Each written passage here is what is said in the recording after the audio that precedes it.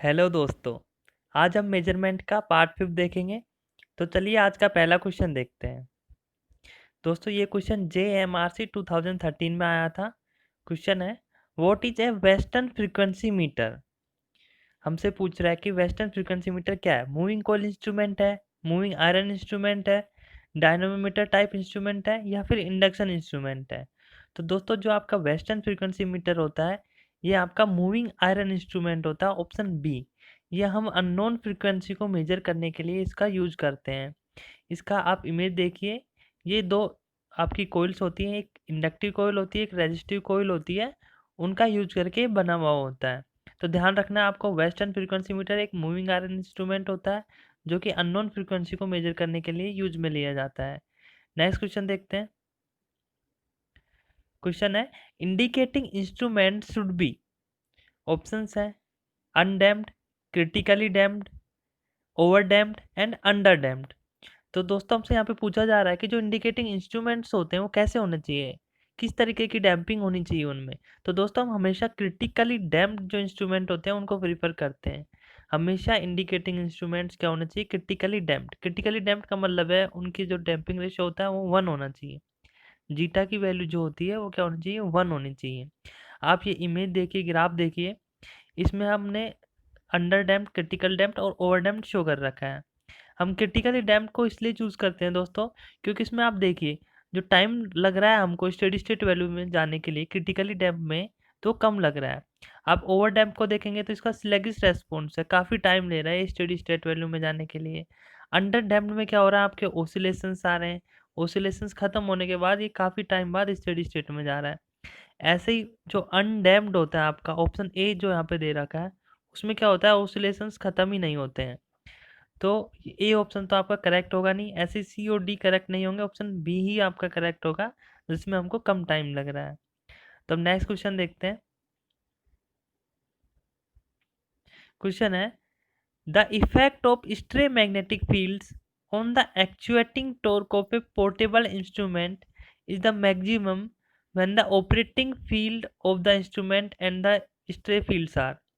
दोस्तों यहाँ पे तीन आपको चीज़ें देखने को मिल रही हैं, एक एक्चुएटिंग टॉर्क, एक स्ट्रे फील्ड और एक ऑपरेटिंग फील्ड। यहाँ पे तीन ये टर्म है। तो आप देखिए जो ऑपरेटिंग फील्ड होती है ये तो आप क्या होती है, मेन फील्ड होती है। जो इंस्ट्रूमेंट में मेन फील्ड होती है उसको कहते हैं हम ऑपरेटिंग फील्ड। और जो स्ट्रे फील्ड होती हैं ये आपकी एक्सटर्नल ही होती हैं, यानी कि बाहर से कोई फील्ड आपको इंटरफेयर कर रही है आपके मेन फील्ड में, उसको कहते हैं हम स्ट्रे फील्ड। तो दोस्तों यहाँ पे हमसे पूछा जा रहा है कि जो स्ट्रे मैग्नेटिक फील्ड है इसका मैक्सिमम जो इफेक्ट है वो कब होगा टॉर्क पे। ये हमसे पूछा जा रहा है कि जब दोनों फील्ड्स परपेंडिकुलर हो या पैरेलल हो या इंक्लाइंड हो 60 डिग्री या इंक्लाइंड हो 30 डिग्री पे, कब हमारा मैक्सिमम इफेक्ट पड़ेगा। तो दोस्तों इसके लिए आप ये देखिए कि जो टॉर्क होता है इसमें वो प्रोपोर्शनल होता है कोस थीटा के। और जो दोस्तों थीटा होता है यहाँ पे, ये एंगल होता है किस किस के बीच का, ऑपरेटिंग फील्ड के और आपका जो स्ट्रे फील्ड होता है उसके बीच का ये एंगल होता है आपका थीटा।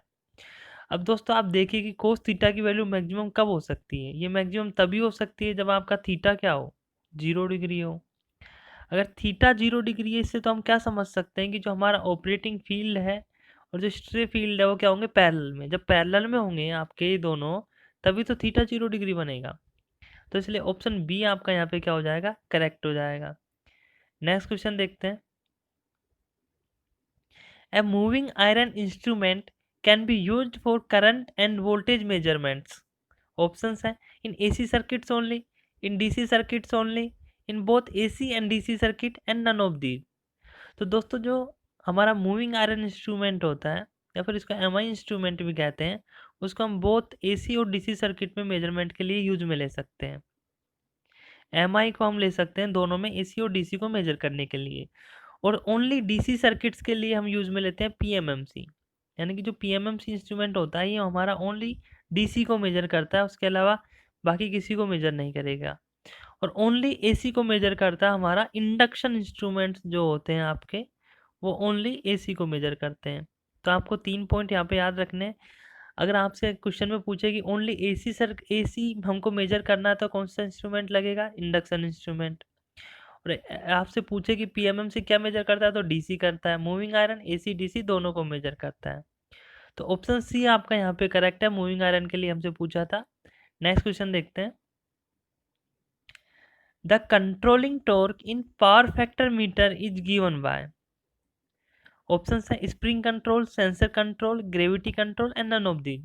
दोस्तों जो कंट्रोलिंग टॉर्क होता है आपका किसमें, पावर फैक्टर मीटर में, वो क्या होता है, zero.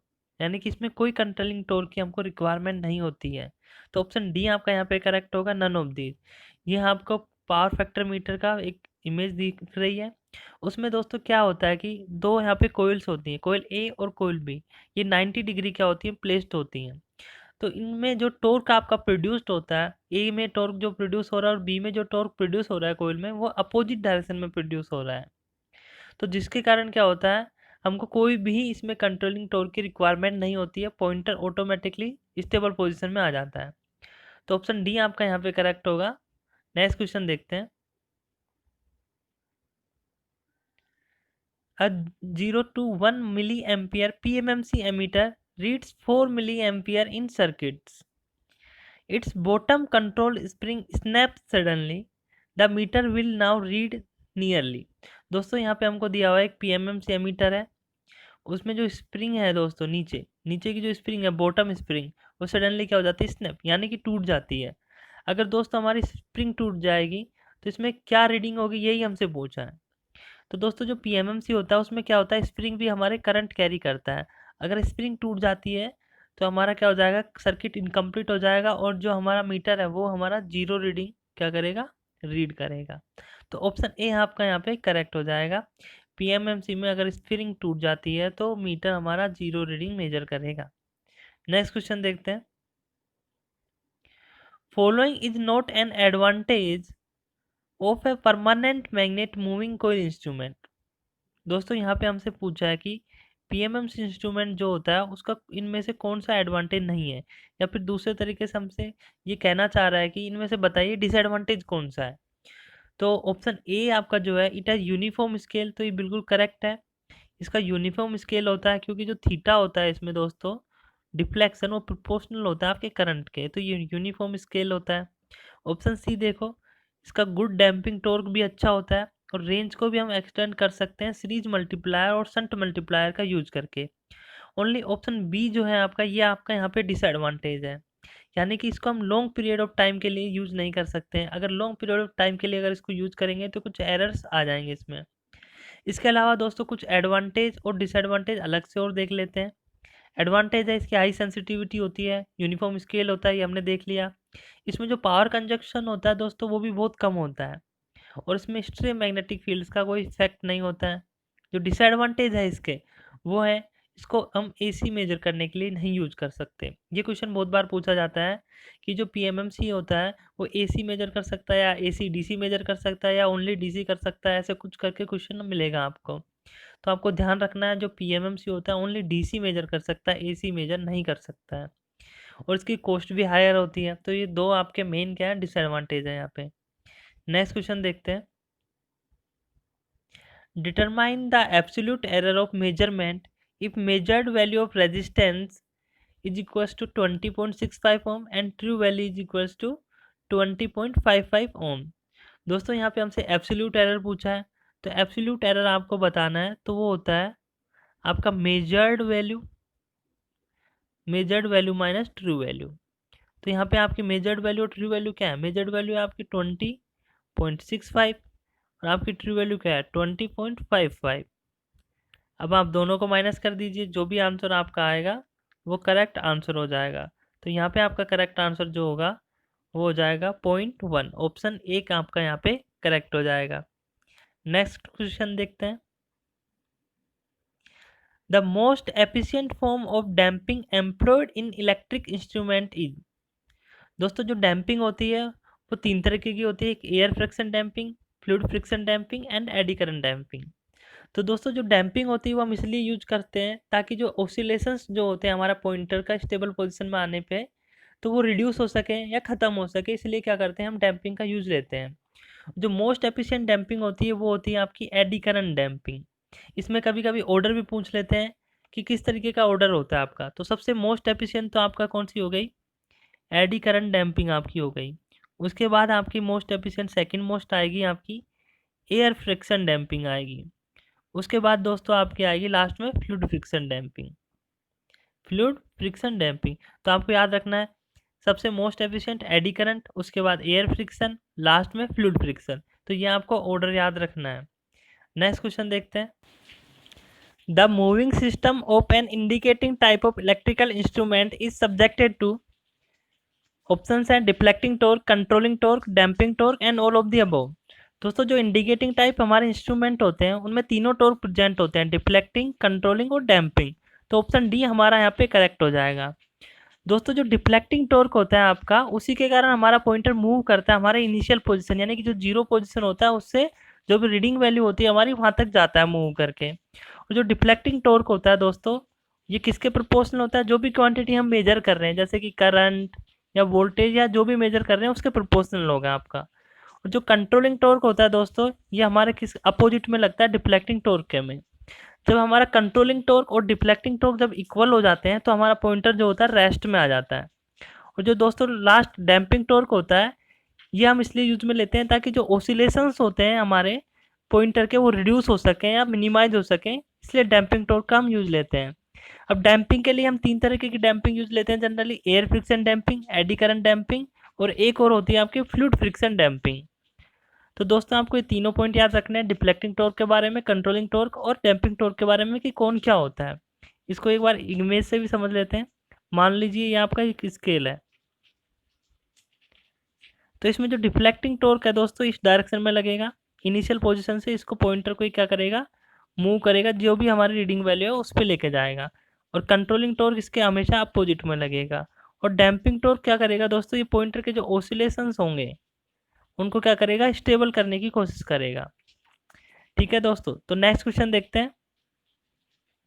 The type of instruments used mainly for standardising instruments in laboratories is.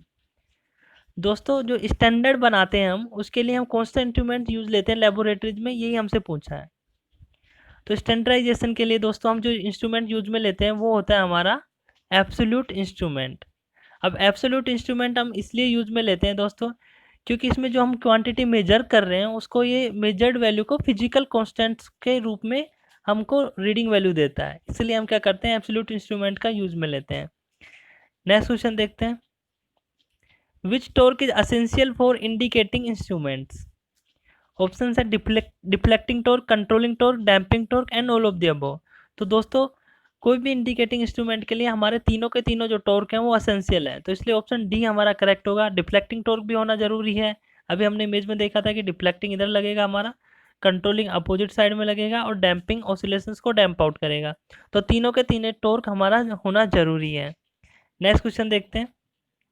Moving coil instruments have which one of the following scales. तो यहाँ पे हमसे मूविंग कोयल इंस्ट्रूमेंट का स्केल के बारे में पूछा है, यानी कि मूविंग कोयल यानी कि पीएमएमसी इंस्ट्रूमेंट का हमसे पूछा है। तो जो परमानेंट मैग्नेट मूविंग कोयल का इंस्ट्रूमेंट होता है दोस्तों वो यूनिफॉर्म स्केल होता है। अभी पिछले क्वेश्चन में भी देखा था हमने कि जो थीटा होता है आपका डिफ्लेक्शन होता है प्रोपोर्शनल होता है आपके करंट के, इसलिए हमारा यूनिफॉर्म स्केल होता है।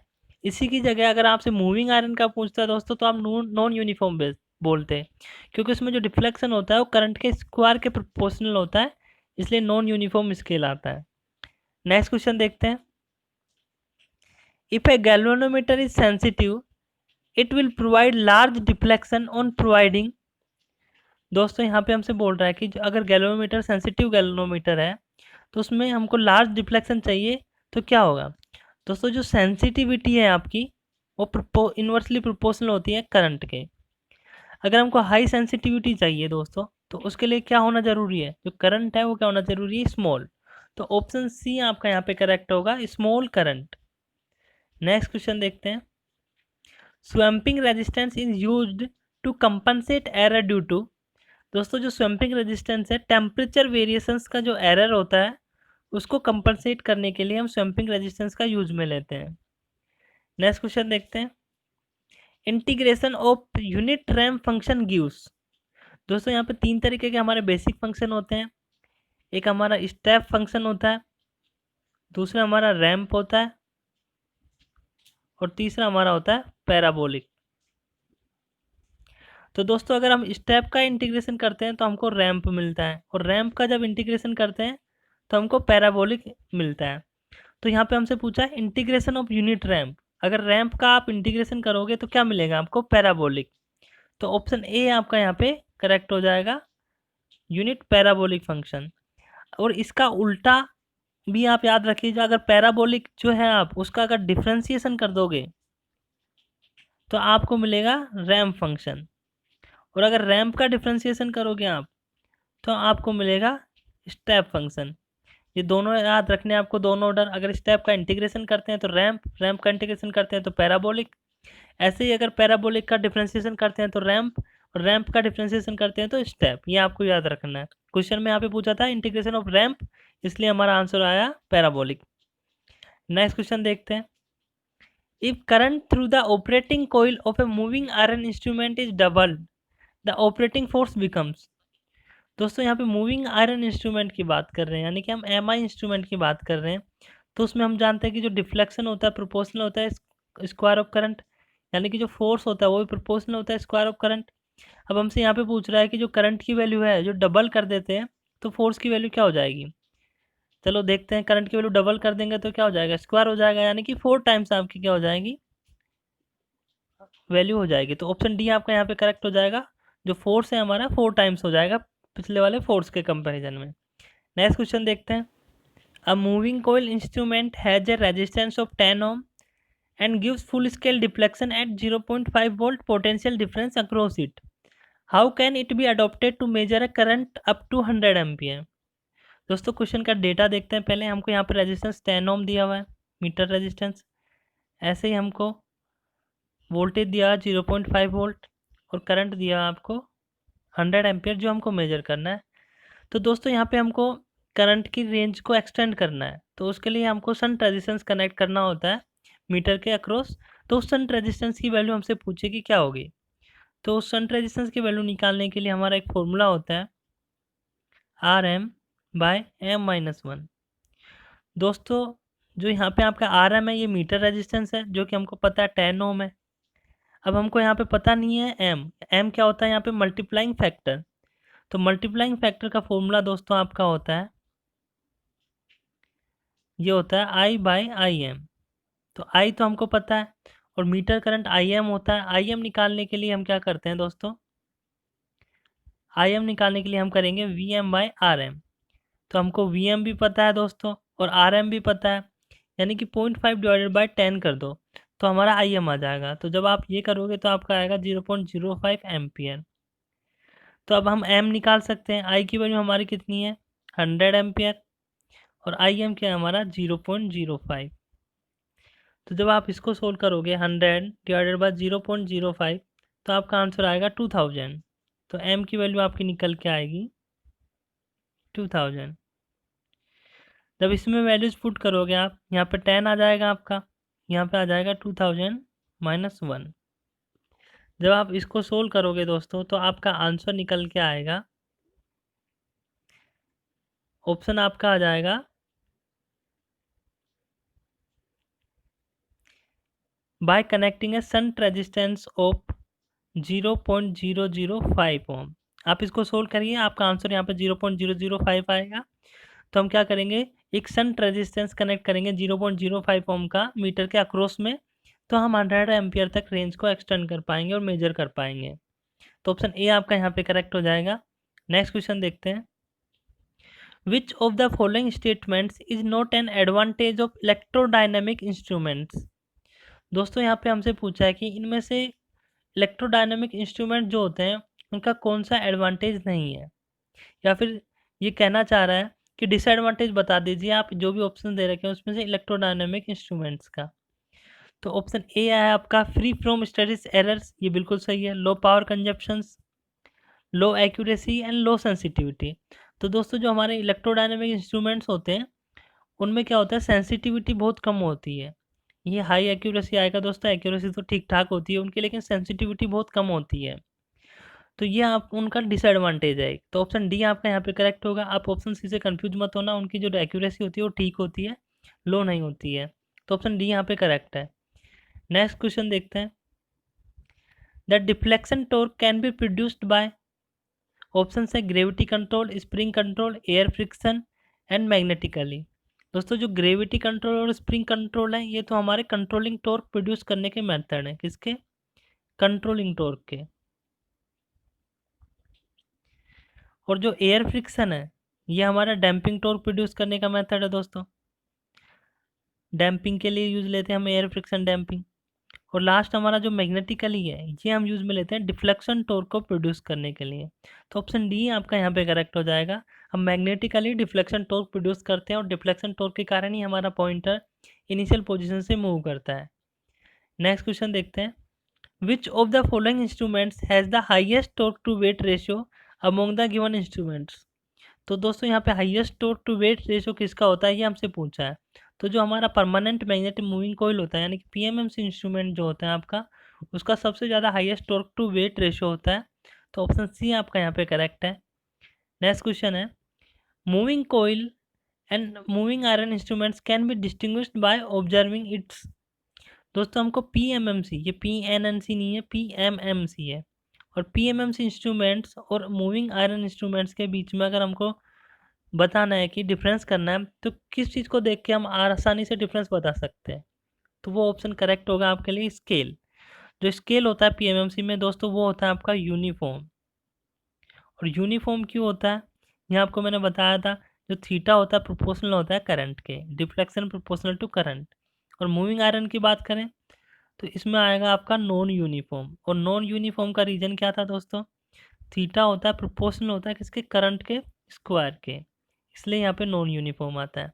तो ऑप्शन बी से हम यानी कि स्केल को देख के हम आसानी से बता सकते हैं कि ये मूविंग आयरन इंस्ट्रूमेंट है या फिर पीएमएमसी इंस्ट्रूमेंट है। नेक्स्ट क्वेश्चन देखते हैं। The controlling torque in gravity controlled meter is proportional to. दोस्तों जो ग्रेविटी कंट्रोल मीटर होता है उसमें जो आपका टॉर्क होता है कंट्रोलिंग टॉर्क प्रोपोर्शनल होता है आपके साइन थीटा के। तो ऑप्शन बी आपका यहाँ पे करेक्ट है, साइन थीटा। नेक्स्ट क्वेश्चन देखते हैं। Damping torque is essential to increase oscillations, reduce oscillations, maintain oscillations and none of these।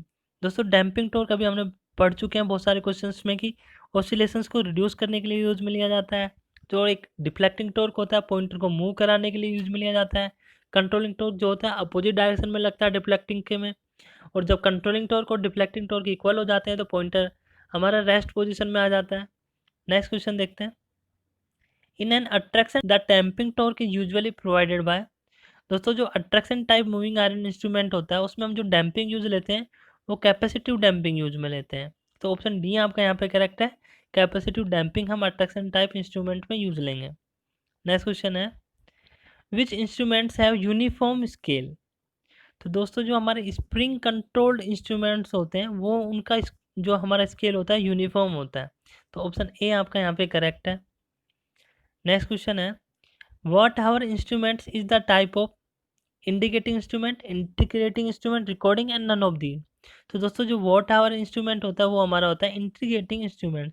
इसी की जगह आपके से क्वेश्चन पूछ सकता था कि जो एनर्जी मीटर होता है वो किस तरीके का इंस्ट्रूमेंट होता है। तो आपको बताना इंटीग्रेटिंग इंस्ट्रूमेंट होते हैं। ये क्या करते हैं? पूरे के पूरे एनर्जी को काउंट करते हैं एक पर्टिकुलर टाइम के लिए। तो वॉट आवर मीटर क्या होगा? आपका इंटीग्रेटिंग इंस्ट्रूमेंट होगा, ध्यान रखना है। नेक्स्ट क्वेश्चन है। Induction type instruments are used in. दोस्तों यहाँ पे अभी हमने पहले बताया था आपको कि जो इंडक्शन इंस्ट्रूमेंट होते हैं ओनली एसी को मेजर करते हैं। तो ऑप्शन ए आपका यहाँ पे करेक्ट होगा। नेक्स्ट क्वेश्चन है। विच डैम्पिंग इज मोस्ट एफिशिएंट। ये क्वेश्चन हम पहले भी कर चुके हैं कि जो एडी करंट डैम्पिंग है वो सबसे मोस्ट एफिशिएंट होता है। और एडी करंट डैम्पिंग के बाद हमारी होती है एयर फ्रिक्शन डैम्पिंग। और एयर फ्रिक्शन डैम्पिंग के बाद होती है फ्लूइड फ्रिक्शन डैम्पिंग। तो यहाँ आपको ऑर्डर भी याद रखना है।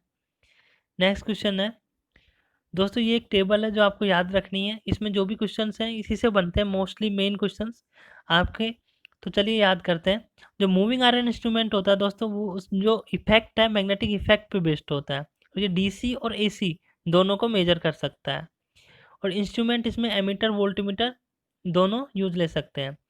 पीएमएमसी जो इंस्ट्रूमेंट होता है दोस्तों वो भी इलेक्ट्रोडायनेमिक इफेक्ट पे बेस्ड होता है। इससे हम डीसी मेजर कर सकते हैं ओनली। तो जो पीएमएमसी है वो ज़्यादा इंपॉर्टेंट है, ध्यान रखना है आपको, क्योंकि ये ओनली डीसी मेजर कर सकते हैं, इसे एसी नहीं मेजर कर सकते हैं। थर्ड है डायनामोमीटर टाइप इंस्ट्रूमेंट, ये भी सेम इलेक्ट्रोडायनामिक इफेक्ट पे बेस्ड है। इससे हम डीसी एसी दोनों मेजर कर सकते हैं, और इसको हम एमीटर वोल्टमीटर वोटमीटर तीनों के लिए यूज ले सकते हैं। और जो इंडक्शन टाइप इंस्ट्रूमेंट होता है ये भी आपका इम्पोर्टेंट है, क्योंकि दोस्तों इसमें हम ओनली एसी मेजर कर सकते हैं। जैसे पीएमएमसी है उसके द्वारा हम डीसी मेजर कर सकते हैं ओनली, ऐसे इंडक्शन के लिए ओनली एसी मेजर कर सकते हैं। तो आपको ये याद रखना है। और जो इंडक्शन इंस्ट्रूमेंट होता है उसको एज हम एमीटर वोल्टमीटर वोटमीटर एनर्जी मीटर के तौर पे भी यूज करते हैं। और दोस्तों जो हॉट वायर मीटर होता है वो थर्मल इफेक्ट पे बेस्ड होता है, ये आपको याद रखना। हॉट वायर से याद भी रख सकते हैं, हॉट यानी गर्म और थर्मल यानी भी गर्म, तो थर्मल इफेक्ट पे बेस्ड होता है। ये डीसी एसी दोनों मेजर कर सकता है। इलेक्ट्रोलाइटिक मीटर होता है, ये केमिकल इफेक्ट पे बेस्ड होता है, इससे सिर्फ हम डीसी मेजर कर सकते हैं, तो ये भी एक इम्पोर्टेंट बनता है आपका। इसको हम as a ampere hour meter के लिए यूज में लेते हैं। एक होता है इलेक्ट्रोस्टैटिक टाइप, इसलिए इलेक्ट्रोस्टैटिक इफेक्ट पे बेस्ड होता है, और डीसी एसी दोनों मेजर कर सकते हैं। तो आपके जो स्टार बनाए हुए हैं मैंने, ये ज़्यादा मोस्ट इंपॉर्टेंट है, क्योंकि इनमें कन्फ्यूजन बहुत होता है। पीएमएमसी ओनली डीसी के लिए, ऐसे इलेक्ट्रोलाइटिक भी सिर्फ डीसी के लिए, और एक इंडक्शन होता है वो सिर्फ एसी के लिए। तो ये टेबल आपको याद रखना है। नेक्स्ट क्वेश्चन है दोस्तों, इस क्वेश्चन का आंसर आपको कमेंट बॉक्स में देना है। क्वेश्चन है, in moving iron instruments the iron moves in a direction to cause. Options है coil inductance to be constant, mutual inductance to be constant, minimum reluctance path and decrease in the flux passing through it. तो आपको इसका जो भी correct answer लगे आप comment box में type कीजिए। एंड दोस्तों अगर आपको वीडियो अच्छा लगा हो तो प्लीज़ सब्सक्राइब जरूर करें एंड लाइक ज़रूर करें। थैंक यू दोस्तों।